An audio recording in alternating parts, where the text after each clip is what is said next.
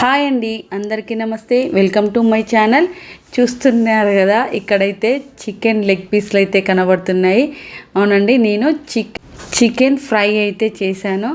చాలా ఈజీ, అంటే ఈజీగా చేసేసుకోవచ్చు ఈ రెసిపీ. బ్యాచిలర్స్ కూడా చేసుకోవచ్చు. ముందుగా అయితే నేను కేజీకి పైన అయితే చికెన్ తీసుకున్నాను. ఇంకా ముక్కలు అయితే ఈ సైజులో కట్ చేసుకున్నాను. ఇవైతే తొందరగా వేగిపోతాయి, అందుకే. ఇంకా మిగిలినవి లెగ్ పీసులు తీసుకున్నాను, ఒక 4 లెగ్ పీసెస్. ఇంకా ఇలా ఘాట్లు అయితే పెట్టుకున్నాను. మంచిగా ముక్కకి ఉప్పు కారం మసాలాలు అయితే పట్టించుకుంటే మనకి లెగ్ పీసులు అనేది చప్పగా ఉండకుండా మంచి టేస్టీగా ఉంటాయి. ముందుగా దీంట్లోకి అయితే నేను కారం వేస్తున్నాను. కారము, పసుపు, మసాలాలన్నీ కూడా కొంచెం ఎక్కువగానే వేసుకోవాలి ఈ చికెన్ ఫ్రైకి. ఇంకా దీంట్లోకి అయితే సాల్ట్ కూడా వేసుకున్నాను. ఇంకా అలాగే 2 టేబుల్ స్పూన్ల పచ్చి ధనియాల పొడి, అలాగే 1/2 టేబుల్ స్పూన్ గరం మసాలా వేసుకోవాలి. కొంచెం పసుపు, 1 టేబుల్ స్పూన్ అల్లం వెల్లుల్లి పేస్ట్, అలాగే 1 నిమ్మకాయ తీసుకోవాలి. చిన్న సైజు నిమ్మకాయ రసం అంతా కూడా మనం తీసుకోవాలి. చూస్తున్నారు కదా ఇలాగా. ఈ చికెన్ ఫ్రై అయితే జ్యూసీగా చాలా టేస్టీగా ఈవినింగ్ అలా టీవీ దగ్గర కూర్చొని పకోడీలాగా కూడా తినేయచ్చు, అంత బాగుంటుంది. ఇంకా ఇవన్నీ వేసుకున్నాం కదా, ఈ మసాలాలంతా కూడా ముక్కకు పట్టేలాగా 2-3 నిమిషాలు చక్కగా కలిపేసుకోవాలి. అప్పుడే మనకి ముక్క లెగ్ పీస్లోకైనా కూడా చిన్న ముక్కకు కూడా మంచిగా మసాలాలు బట్టి మంచి టేస్ట్ వస్తుంది. ఇలా అంతా కలుపుకున్న తర్వాత ఒక 4 గంటల పాటు నేనైతే పక్కకు పెట్టేశాను, మూత పెట్టేసి. ఆ తర్వాత చూస్తున్నారు కదా, 4 గంటల తర్వాత కొంచెం నీరులా వాటర్ లాగా వచ్చింది. ఇంకా ఇదంతా మళ్ళీ ఒకసారి కలుపుకొని మనము ఫ్రై చేసుకోవడమే, డీప్ ఫ్రై చేసుకోవడము. ఇంక ఇప్పుడైతే నేను స్టవ్ మీద ప్యాన్ పెట్టుకొని కొంచెం ఆయిల్ అయితే వేసుకున్నాను. ఈ చికెన్ ఫ్రైలోకి జీడిపప్పు పలుకులు ఉంటే మంచి టేస్ట్ అయితే వస్తుంది.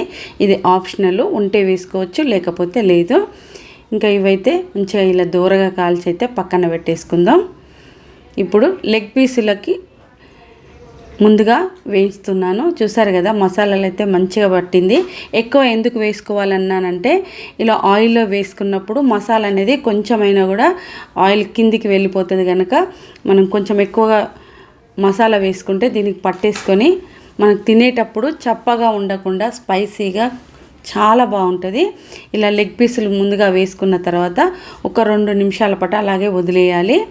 చూసారు కదా, కొన్ని అతుక్కుంటాయి కింద.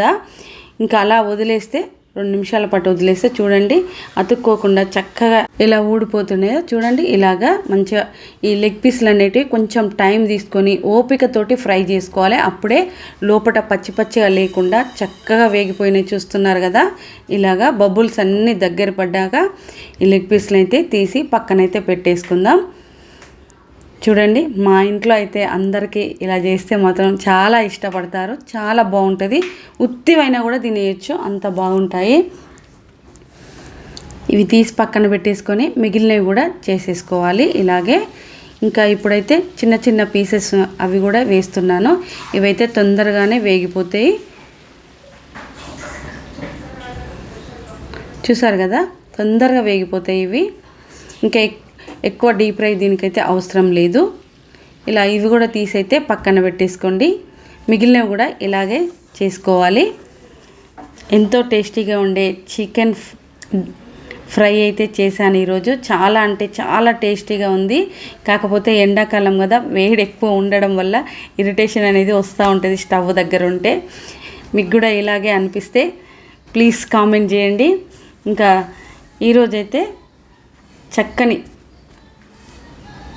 చికెన్ ఫ్రై అయితే కంప్లీట్ అయింది. మంచిగా ఉల్లిపాయ నిమ్మకాయ రసం పిండుకొని తింటే ఆ టేస్టే వేరుంటుంది. Please subscribe my channel.